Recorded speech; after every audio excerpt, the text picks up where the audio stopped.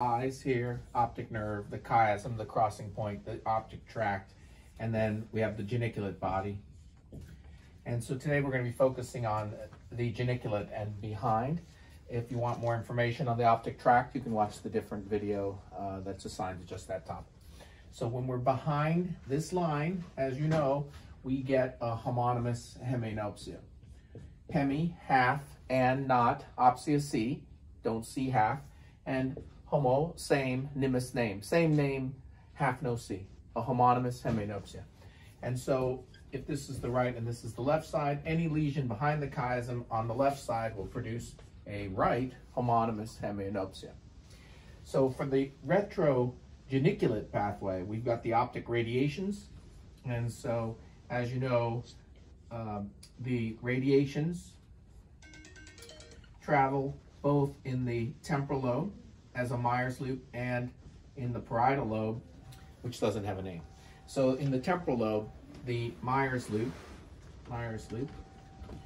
contains the inferior fibers, and that means in a temporal lobe lesion, our homonymous hemianopsia will be denser superiorly, sometimes colloquially referred to as pie in the sky.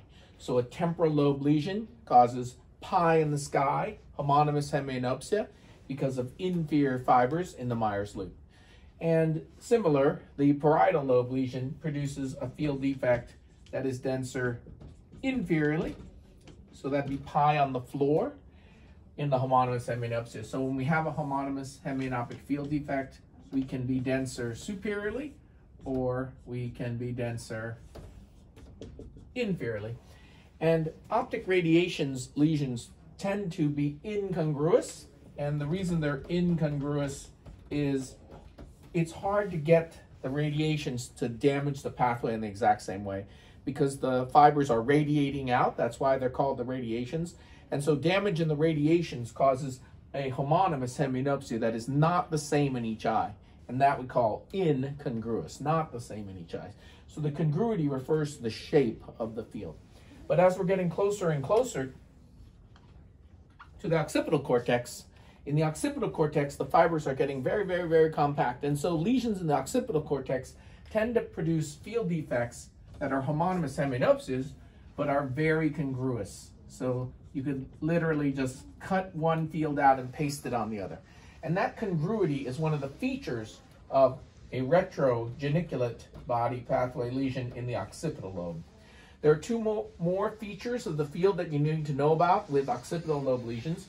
One is because the tip has a dual blood supply, and also the occipital tip has a large representation in the visual field, field defects that are produced by occipital lobe lesions often produce a specific finding called macular sparing. So that sparing of the tip is a tip-off that you have an occipital lobe lesion because the tip is represented by a large area and has a dual blood supply. And so macular sparing is a sign in the homonymous hemianoptic field that we might be dealing with a occipital lesion. And then finally, even though we often draw the fields as circles, they're really not circles. They're ovals like this. And so the nasal portion of the field is not as big as the temporal portion of the field. So the temporal field is actually slightly larger than the nasal field. It's not really a circle.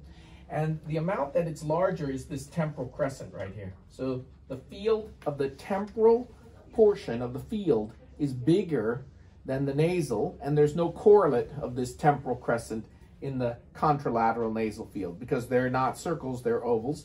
And that temporal crescent is represented in the most anterior portion of the occipital cortex on the contralateral side. So if we have a field defect that is homonymous but spares this temporal crescent, or we could have a field defect that is not homonymous and just involves the temporal crescent.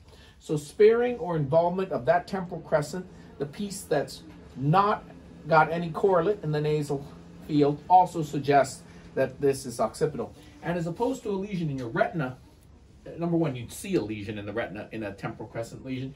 And in a temporal crescent from the eye, there's going to be an RAPD in this involved eye. So a temporal crescent with no correlate in the nasal retina on the fundus exam and no RAPD strongly suggest that it is occipital and in the most anterior portion of the occipital cortex on the contralateral side. And that temporal crescent has no correlate in the nasal field because the temporal field is bigger, and it's bigger by exactly the temporal crescent. So in summary, in retrochiasmal lesions, you're going to get a contralateral homonymous heminuptiate. You'd like to know if it's denser superiorly or inferiorly. Pie in the sky, pie in the floor. You'd like to know whether the lesion is congruous or incongruous, whether there's macular sparing or macular splitting, and whether you have preservation or involvement of the temporal crescent.